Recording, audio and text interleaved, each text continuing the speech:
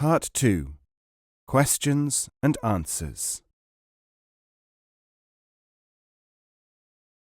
Not their way, but their way.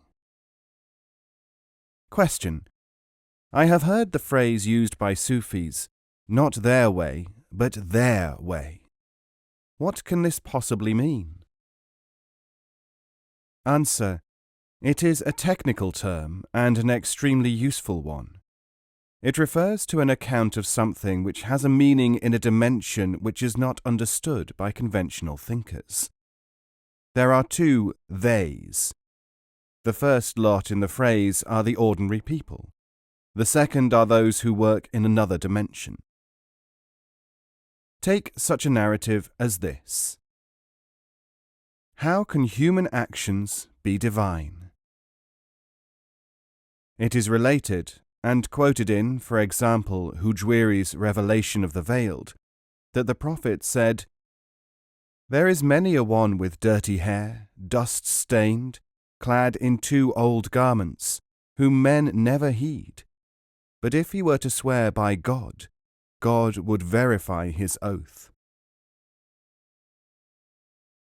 Such a statement appears to suggest that the person mentioned either was God, which is impossible according to most people, or commanded God, which is even more impossible, or that he was acting in direct harmony with God in such a way as to know the divine decrees or to initiate terrestrial action in an interventionist manner, both highly questionable possibilities according to most human belief.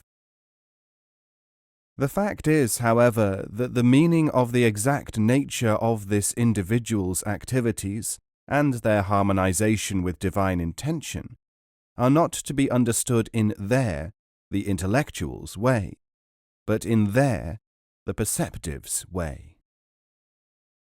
The Sufi poet Jami, in some especially beautiful lines, says, "Whether seeker of evil or good, whether inmate of a monastery or cloister, from the viewpoint of form, all is other than he. From the viewpoint of truth, all is none other than he." But remember too that Shabistari says, "To whomever the divine has not shown the way, it will not be revealed to him through logic." Prayers and Rituals. Question. I have read that Gharib Nawaz, quoting Master Samnun Muhib, said that the really illuminated are the people who have nothing to do with outward prayers, rituals, or ascetic life, but are the people given to devotion and contemplation. Why should one not pray? What is wrong with rituals? Who should not be an ascetic? Answer. When prayer, rituals, and ascetic life are just a means of self-indulgence, they are harmful rather than beneficial. This is quite obvious to people nowadays, when it is widely recognized that fixations are not the same as valuable and laudable observances. One should not pray if that prayer is vanity. Rituals are wrong when they provide lower satisfactions, like emotional stimulus instead of enlightenment. He or she should not be an ascetic who is only enjoying it. These facts have been known for a very long time and have been alluded to by spiritual teachers. From time to time, in default of teaching structures which can help people to avoid the traps which these activities lay for the unworthy, people of all religions have let the cause go by default, and have assumed that someone is holy if carrying out some or all of these activities. The true and the false Sufi. Question.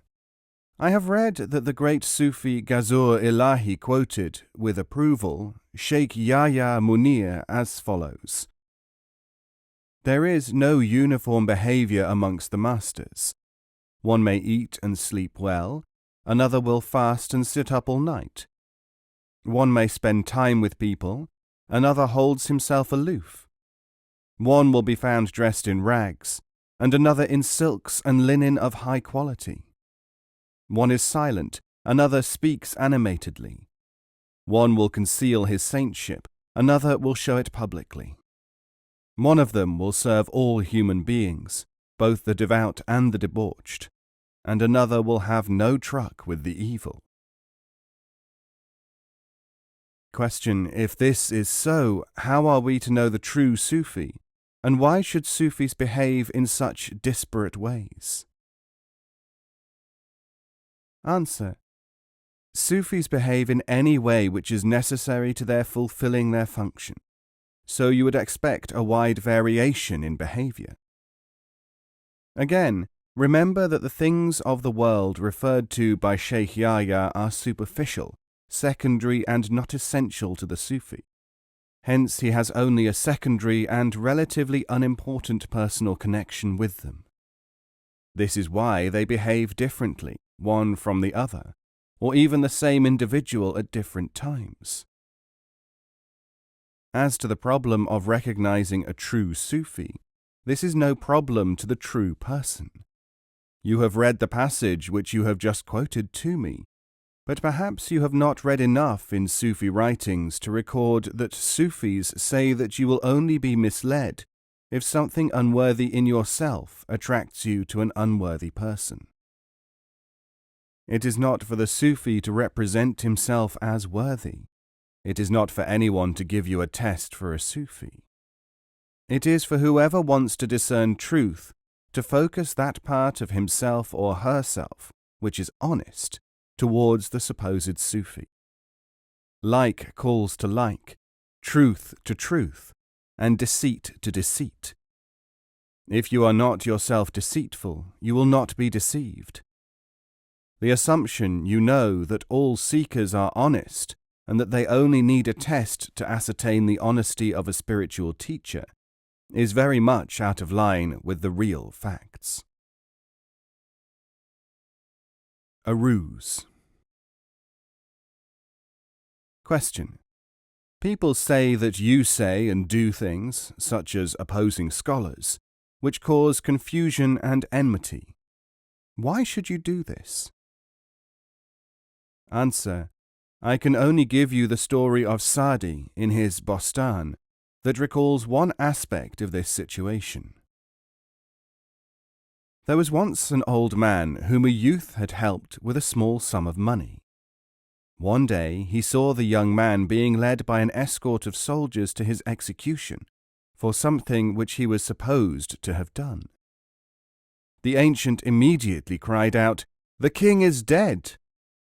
This caused such confusion and panic among the troops that the youth was able to escape. Eventually, however, the old man was arrested and brought before the king, who asked him, "Why should you do such a thing, and why should you wish me dead?" The ancient replied, "My calling out that you were dead did not hurt you at all, but it saved a life." The king was so amazed by this tale that he set the old man free, I am glad to say. Instrumental. Question: what are the roles of rituals and beliefs and studies for the Sufi? Answer: to be a Sufi and to study the way is to have a certain attitude. This attitude is produced by the effect of Sufi teachers, who exercise the instrumental function in relation to the seeker. Rituals and beliefs and studies can only have an instrumental effect suitable for Sufi progress when they are correctly used, and by people who are not affected by them in the customary manner. This has all been very clearly laid down by Abul Hasan Nuri over 1,000 years ago. A Sufi, he says, is one who is not bound by anything, nor does he bind anything. This means that he does what he does from free choice, and not from compulsion or conditioning. Equally, he is not attached to things and does not bind others to him. Nuri continues, Sufism is not a doctrine or worldly knowledge. If it were ceremonial, this would have to be practiced regularly. If it were ordinary learning, it would have to be taught by formal methods. In fact, it is a matter of disposition. This disposition is the attitude which I have mentioned, which is attained by the instrumental function, not by attachment or rituals. Vicissitudes of a teaching. Question. If there is a single original teaching, how is it that it becomes confused and misused as it passes through generations and cultures? Answer. There is a saying, whatever goes into a salt mine becomes salt. The teaching is the worldly manifestation of something, and as such a manifestation it is affected by the deforming character in appearance and operation of those who adopt it into their culture without understanding its inner dimensions. Listen to what happened to Mahuma. Fariduddin Attar relates in his Ilahi Nama, Book of the Divine, that there was once a woman of virtue named Mahuma, which means she upon whom mercy is exercised. Her fate stands for the vicissitudes of the teaching. Her husband decided to perform the pilgrimage to Mecca and left her in the care of his younger brother. After a time, this man fell in love with her and made approaches to her. She rebuked him, but he threatened that if she did not submit, he would put her in danger. When she still refused to yield, he brought 4 false witnesses, charging her with adultery. The woman, brought before the judge, was declared guilty and was taken to an open space to be stoned to death. Mahuma was left for dead and lay in that place all night. In the morning, when she began to revive, and when she was almost back to her senses, a desert Arab who was passing heard her groans. He asked her who she was, and she answered that she was ill, so he decided to take care of her. After a few days she recovered, and seeing her beauty, the Arab besought her to marry him. "But I am already married," she said. She so moved him by her entreaties to leave her alone that he adopted her, making her his sister. Now the Arab had a slave, and this man fell in love with Mahuma, but she resisted him as well. He decided to have his revenge for being rebuffed. The master had a beautiful child, and the slave one night killed it and put the blood-stained dagger which he had used under Mahuma's pillow. When the child's mother went in the morning to give it milk, she discovered the murder and found the weapon in Mahuma's bed. The Arab asked Mahuma why she had repaid his kindness in this way, giving evil in exchange for good, but she was able to convince him that she was innocent. But the Arab realized that, after the shock which she had had, his wife would always associate Mahuma's face with the death of her little one, and so he had to send Mahuma away. The manifestation of the teaching, in the form of tales and exercises, of actions and thoughts, will always be as vulnerable as Mahuma, and is as often betrayed and misunderstood by the base and the ignorant. Supposed forms of Sufi teaching are abundant.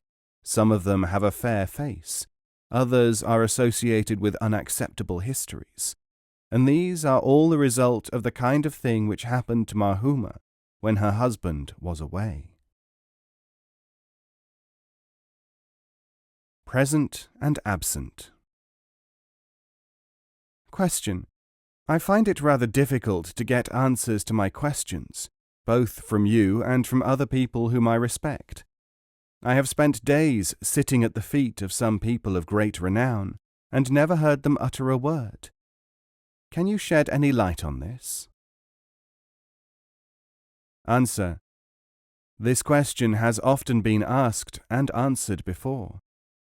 Not only has Rumi said, "No answer is itself an answer," but the smallest lesson which we can learn from visiting a sage and getting no answer is, a Sufi is not a slot machine to be activated at your will and pleasure. As for the answers themselves, you will not only have to reconcile yourself, as have millions of better people, to answers when you can get them. You will have to use to the best advantage whatever answer the teacher happens to give you. And it may appear completely irrelevant, banal, unacceptable, or insensitive. It is never any of these things. Ancient traditions. Question. I know that the Sufi path is followed by Muslims, and also that many classical teachers among them have had Christian, Jewish, and other disciples. There is plenty of evidence for this, which sets Sufism apart from purely theology-bound mysticism and gives it a special place in the world. But although the Sufis say that Sufism has always existed, is there any evidence that the Prophet Muhammad himself alluded to any of the practices, such as tawbat, turning back, repentance, or khidmat, service, or sabr, patience, the stations which the masters and the orders require people to take up for the purpose of following the path? Answer. Of course there is. You have to remember that Islam is not presented as a new religion, but as a continuation of the perennial faith. There is, therefore, and must be, a continuum between ancient teaching and the standard Islamic period and afterwards. As an illustration, I shall give you the story from the Islamic authentic traditions, which actually embodies all three stations of tawbat, khidmat, and sabr. It is entitled Recital of the Cave, Hadith al-Ghar. In his Discourse on Miracles, Hujwiri related from the traditions that one day some of the Prophet's companions asked him to relate a tale of the peoples of ancient times. He recited, 3 people were on a journey, and when night fell they went into a cave to sleep. While they were there was an avalanche, and a rock blocked the entrance to the cave, trapping them. They decided that only a miracle could save them, and that they should invoke God, asking that their altruism should be witness to their eligibility for release from what would otherwise become a tomb. One of them accordingly said, I had only a goat in this world, and I used to milk it to provide something for my parents, and I also collected firewood to sell to buy food for my father and mother and myself. One evening when I arrived home, I found that the old couple had fallen asleep. I prepared their food and milk and stood by them, without eating anything, until they woke next morning. After that I also ate and sat down. O Lord, if I have spoken the truth, help us and send release in our predicament. And then, as they watched, the rock moved a little, and a crack could be seen, letting in the light. But they could not get through the small crevice, and the second man began his tale. I was once greatly in love with a very beautiful girl who was blind. She refused to marry me, and so I collected money and sent her a large amount of gold, with a message that she could have it if she would spend one night with me. She came, but the fear of God came into me. I turned away and allowed her to keep the money. O Lord, if I have spoken the truth, help us and send release in our predicament. As the travellers watched, the rock at the cave's aperture moved again, and the crevice became wider, though there was still not enough room for the trapped men to go forth. Then the third man spoke. At one time I hired several men to complete a certain task. When this was finished, all of them came for their money, except for one, who went away, and I did not know why or where. I put his wages aside, and with the money bought a sheep. As the years passed, the sheep multiplied, until there was a considerable flock of them.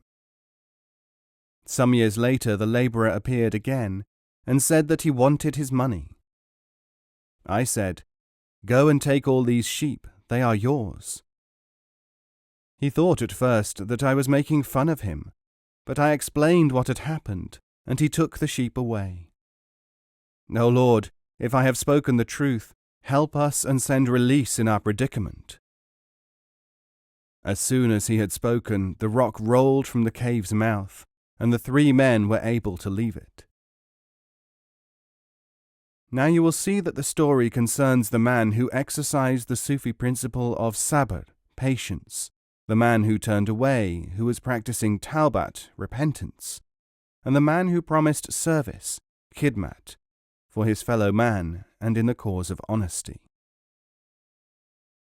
The story illustrates the relative efficacies of 3 distinct Sufi practices, that they are linked via the 3 men, and that they have effect in a certain order. And it dates from a time before the promulgation of Islam as a historical institution as we know it. Islam itself refers back constantly to the heritage of mankind in spirituality, and so, of course, do Sufis.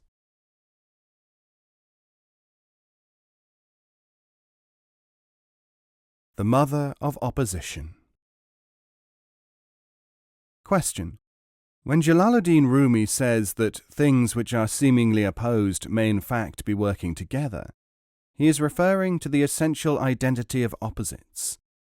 Surely this is a formula for our solving the problems of enmity. Surely by opposing nothing, we may get closer to that which is real. Answer. Rumi's words may indeed be sloganized into some such phrase as "ignorance is the mother of opposition." But to oppose nothing and to seek from such an action, or lack of it, some personal benefit, carries an untrue assumption.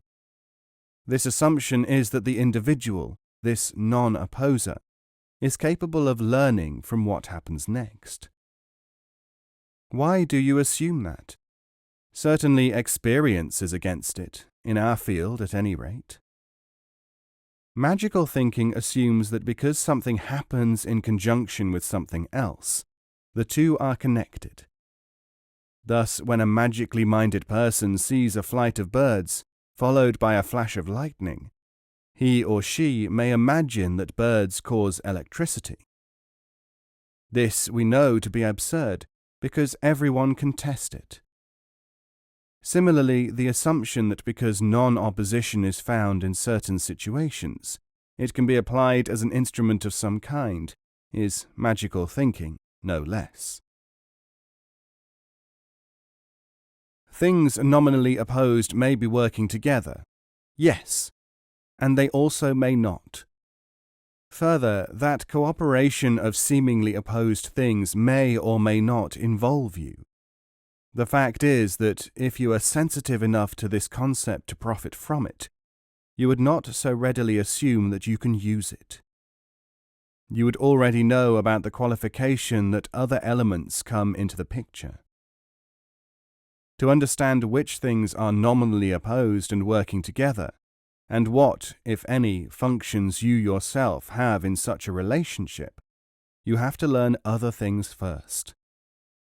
Rumi may have stated the fact. Others have to earn the understanding of this fact in operation. And that is one of the things for which Sufi activity is organized. Science and omniscience. Question. Ghazali speaks of the revitalizing of the sciences of religion, and other great Sufis constantly refer to Sufism as a science. But since science deals in known and verifiable facts, in repeatable experiments, and in the preference of reality over opinion, how can the Sufis be called scientific? Answer. I do not know where you have found your descriptions of science. Scientists today, and particularly historians of science, are at pains to assert that each one of the criteria which you adduce are, or have been, absent from science. Many things accepted as facts by science are hypotheses which fit all or most cases encountered. When new cases which do not fit appear, the facts are changed, and new theories emerge to be superseded in their turn. As for repeatable experiments, the Sufis never do anything else than repeat what has already been determined, and there are numerous instances of supposedly scientific attitudes being seen in the end to be matters of opinion.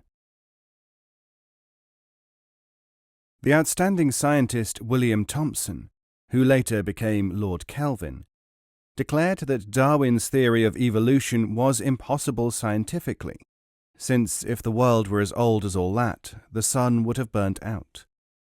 This was, of course, an opinion. It is experience which teaches, not controversy based on supposed logic and assumptions of what is likely to be true. Both the scientists and the Sufis are, at best, people of experience. When they have experience of the reality of what they are doing, they accept it. The main difference is only that scientists are still learning, still developing their knowledge, and the Sufis have already learnt. The scientists have to update their knowledge with new discoveries, and actually do so. The body of knowledge and practice of the Sufis is not updated because its assertions and activities are not effectively challenged. They have been completed. So here you have the difference between three areas: the cult, the science, and the Sufis. In a cult, new information is not admitted because it may disturb the cult. In science, new information must be included because science is incomplete. In Sufism, no new material is needed, since the body of knowledge is already complete. The misunderstandings arise because people put all these things into the wrong categories. They imagine that science is like Sufism in being complete, that Sufism is like a cult, which would cause it to exclude new knowledge instead of verifying it, that a cult is like science in being open to new ideas, whereas a cult only adapts and does not adopt new materials.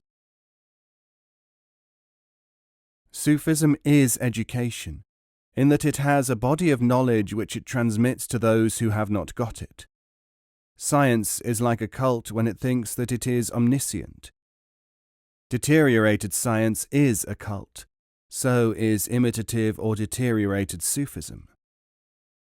So according to how it is handled, Sufi ideas can be demoted into a cult, and so can science and education. The main thing to remember here is that when a cult has formed, we are no longer dealing with Sufism or science, but with a cult. Equally, when people who have been scientists or cultists approach the insights of Sufism, they cease to have the limitations which scientists and cultists have, and have therefore to be regarded, at least incipiently, as Sufis.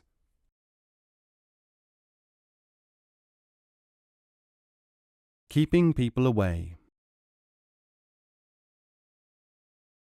Question: how can teaching be carried on by Sufis if they behave as did the classical master Sari al-Sakati, who is reported to have prayed when surrounded by seekers, "O Lord, give them knowledge which will keep them away from me"?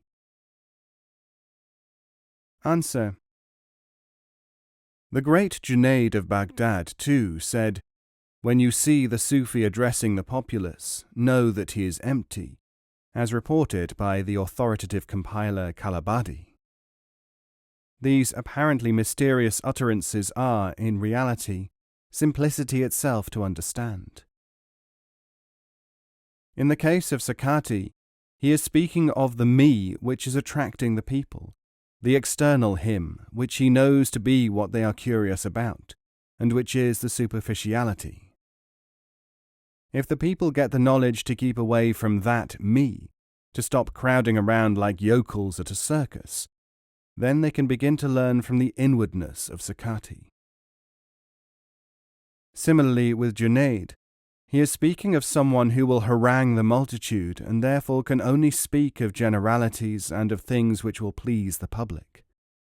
The real Sufi will, like any expert or skilled person, be best able to teach those who have a grounding of the subject.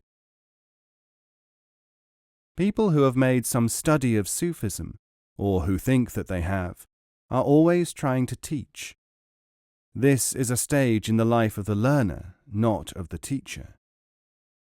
This is why Sufis have said, "I longed to teach, but I had to wait until the desire had left me before I could really do so." Even people of great repute suffer from such vanity as obscures from themselves the fact that trying to teach can be a snare set by vanity. The beggar and the coat. The great Abu Hafs was asked by his disciple for permission to teach. The master agreed and sat in the audience at his first lecture. When the disciple Abu Uthman had finished, a beggar came forward. Abu Uthman, before he could say anything, gave him his coat. The master stood up and called out, "You liar! Do not speak to men while you have this thing in you." Abu Uthman asked, "What thing?" The master told him, "You are gratifying yourself, and you are forestalling the needy man's need to ask humbly for his own sake." The beggar and the disciple have much in common. They must each come to the stage where they are prepared to ask, and it is this posture which gives them the focus of mind within which to be able to receive correctly. Parable of the King and the Youth. Question: If the Sufis are uncaring about things of this world, why is it that so many of them have been so illustrious in art, science, statecraft, and literature? Answer: The Sufis are uncaring about things of this world when such things are attached to vanity and regarded as vitally important beyond their real significance.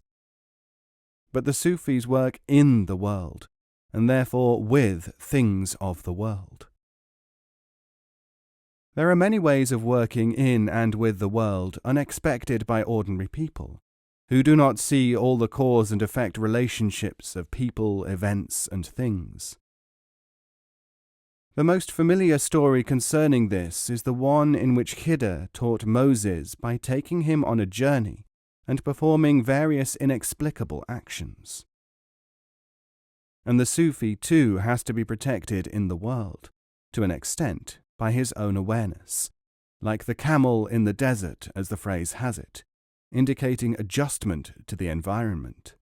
There is a tale connected with this in the ancient classic, the Layla and Majnun of Nizami. There was once a king who took as a boon companion a certain youth and was most attached to him. Now this youth, in spite of all the protestations of the king, realized that he was not trustworthy. He used to go every day and feed the royal dogs, a pack of savage brutes. One day the king became enraged at the young man and ordered him to be thrown to the dogs. But they, because they knew him so well, refused to do him any harm.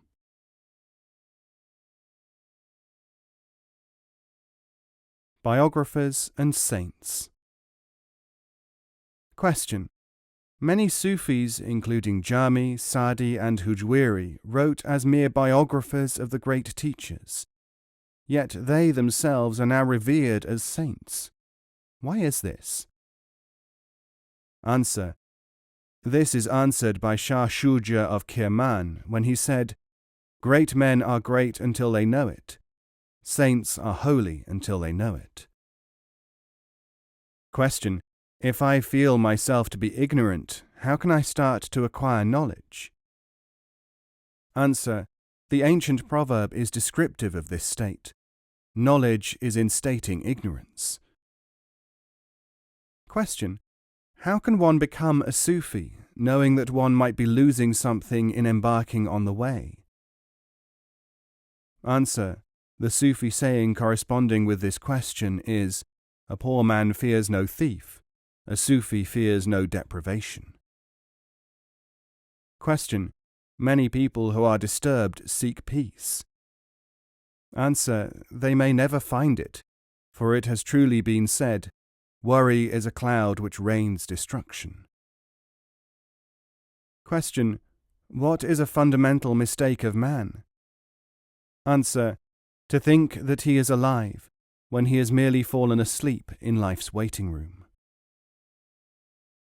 Question: how can I combine different methods of study, retaining the ones which I have found useful in the past?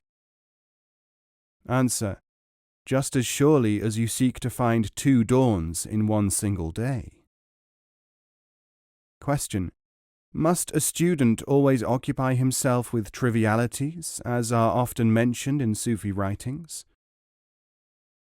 Answer: there is a saying, if you seek small things to do and do them well, great things will seek you and demand to be performed. Question: why should one vary one's interests instead of concentrating only on the spiritual, according to your precepts? Answer: this is summarized in the injunction, if you have 2 shirts, sell one and with the money buy a flower.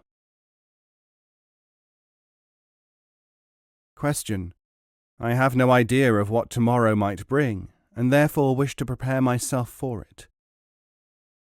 Answer: you fear tomorrow, yet yesterday is just as dangerous. Question: is speech the best way of communicating? Answer: sometimes, but not always.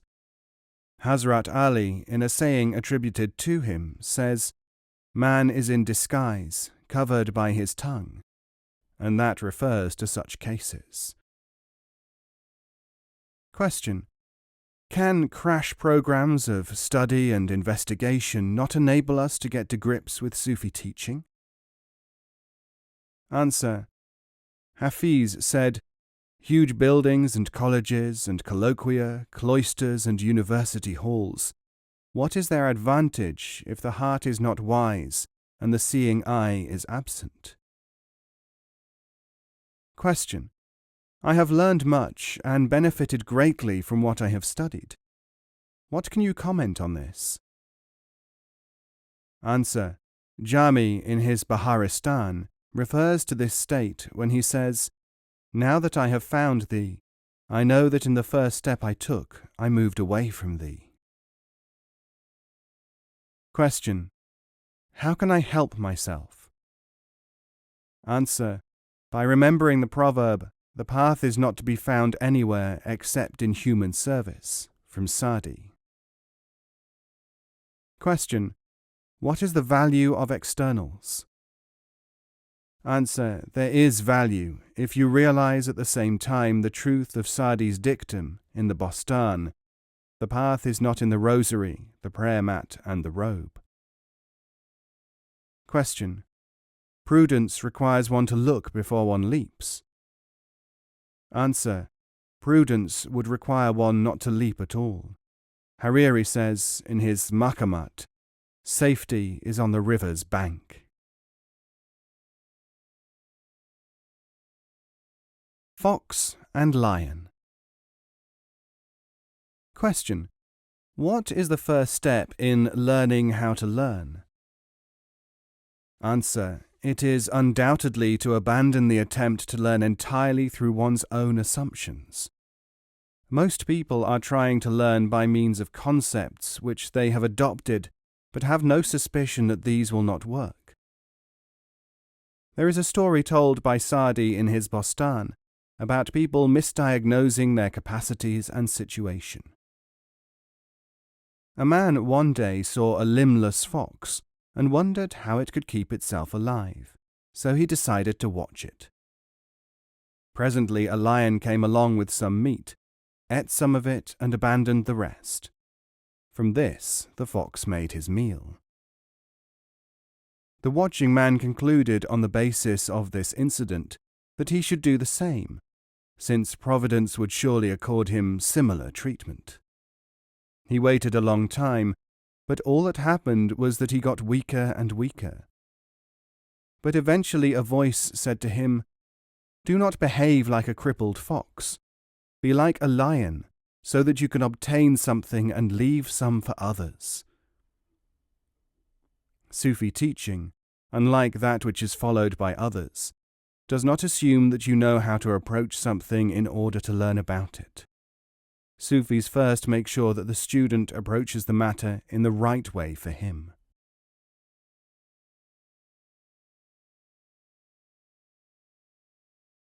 The effect of mystical knowledge.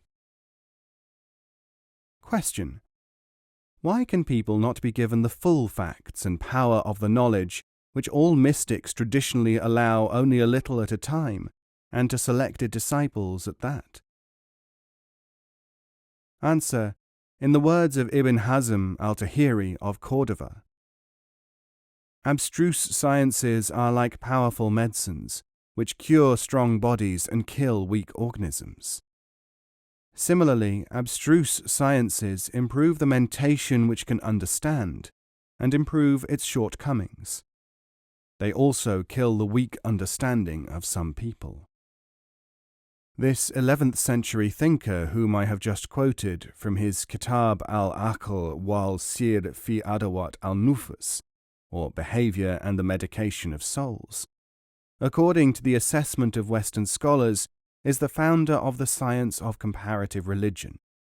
He wrote the first book on the subject. Question: when was the second one written? Answer: not for another 700 years, which is a useful reminder about the supposed continuity of scholastic activity.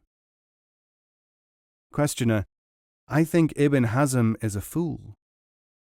Answer: I am only quoting him, but let us give him a chance to answer you. Do you think that anyone can escape opposition and maledictions?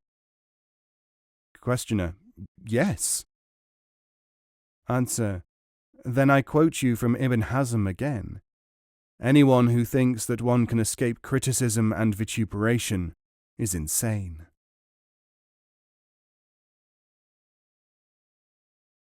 Museum keeping. Question: how can we learn more about the Sufis of ancient times, before the classical period when all major Sufi classics were written? And were those not equally important times and people? Answer: in Fihi ma fihi, in it what is in it, Rumi deals with one of these points when he says that, although a shadow might enter a house before a man, it is effectively not the shadow which is more important. And if you are not concerned with shadows and are concerned with men, the man may be said to have entered first. So first we should ask what the purpose of the question really is. If you are hungry or in need of nutrition, you may ask me about a fossilized banana skin on the ground. If I have, or have knowledge of, a fresh banana, what is the purpose of the discussion along the lines which you have initiated? If you were not hungry and were a museum keeper, there might be some point in the question. There still might be little point in asking me, if I were concerned only with fresh bananas. It would help us both if you could decide what your function is in the situation. This point has sometimes been answered by people to the effect that they both want to eat bananas, as it were, and also to look at the fossils. If we had ever found anyone who was capable of both, the remark might be more productive of further discussion. Remember the man who said that he wanted wetter water? He might have wanted it, but he did not get it. And if he got it, would it have benefited him, since his organism was perfectly well suited to conventional water?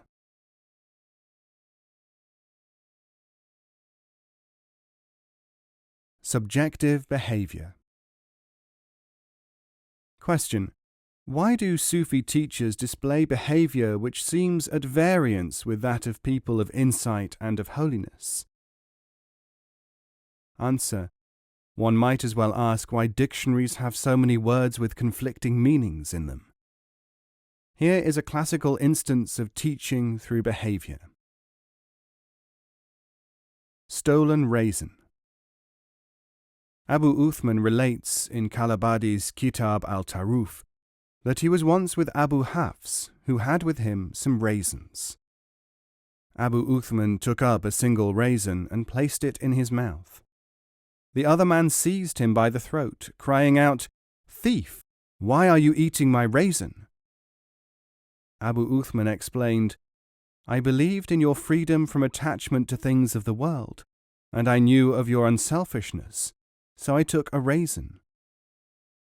Abu Hafs said, "Idiotic man, you are trusting me while I cannot trust myself to be unselfish." Abu Hafs was demonstrating that one cannot rely upon reputation, but must develop to the point of perceiving inwardly what the real state of another individual is. Cause and effect. Question: why is my life so miserable? I am often in despair, and then things seem to happen to me to make me even more worried. I feel that other people do not have anything like the problems which beset me. Answer: anyone who had your attitude would probably have similar problems to yours. Has it not occurred to you that, conversely, other people do not have your difficulties because they do not react as you do to what happens? Have you heard the account of the experience of Pharisee and the snake? Thirst and snake. The Sufi Kalabadi was told by Pharisee, "I was going through the desert when I became so thirsty that I could not walk. I sat down and, recalling that it had been said that just before someone dies of thirst, the eyes start to water, I waited for this to happen. All at once I heard a sound and saw a silvery white snake slithering towards me. I was so frightened that I leapt up and fled, in spite of my feebleness, with the snake just behind, hissing as it went. Eventually I arrived at a place where there was water, and I could not hear the snake hiss. When I looked back, I saw that the serpent had disappeared. I drank, and my life was saved." Pharisee, when he sat down, was not helpless, although he thought he was until the snake approached, and the snake, the second calamity, was the means of his deliverance. Attraction and importance. Question: the great Sufi Bayezid is reported to have said, "All that I desire is that I shall have no desire." This looks like the kind of mystical remark which Eastern thinkers are famous for making. Does it mean anything at all? If it does, what is the meaning? Answer: desire means, for ordinary people, wanting something, and it is always concerned with selfishness, however much concealed or socially sanctioned. It has often been noted, for instance, that people who seem to be altruistic are in fact obtaining satisfactions from this posture. Now, according to the Sufis, you cannot be paid twice for the same thing. In this context, this statement means that if you desire something and take pleasure in feeling that desire, you have been paid. Even if you are deeply emotionally stirred in what seems to be an other than pleasant way from desiring, you are still being paid by the emotional stimulus. The Sufis also hold that desire of this kind holds people back. They obtain satisfactions or feed their desire until they are either satisfied or chronically dissatisfied. But, they continue, beyond this there is a way of progress, understanding, perception, which is veiled or obscured by desire. For this reason, Bayezid seeks the avoidance of desire. Mundane things, and this includes emotional stimuli, which are often imagined by very devout people to be religious, are pursued by means of this desire, this coveting. It is evidenced by the fact that the thing desired acquires a great importance in the mind of the victim, rather as one desires possessions, importance, recognition, honours, successes. To distinguish real objectives from secondary ones, the Sufis have said, "The importance of something is in inverse proportion to its attractiveness." This is the parallel of the negligence which people often fail, in the ordinary world, to recognize important events, inventions or discoveries. That this is appreciated in day-to-day matters is perhaps evidenced by the appearance of this statement in a London daily newspaper, the Daily Mail, on the 17th of March 1979, as "The importance of a subject can be judged by the lack of interest in it."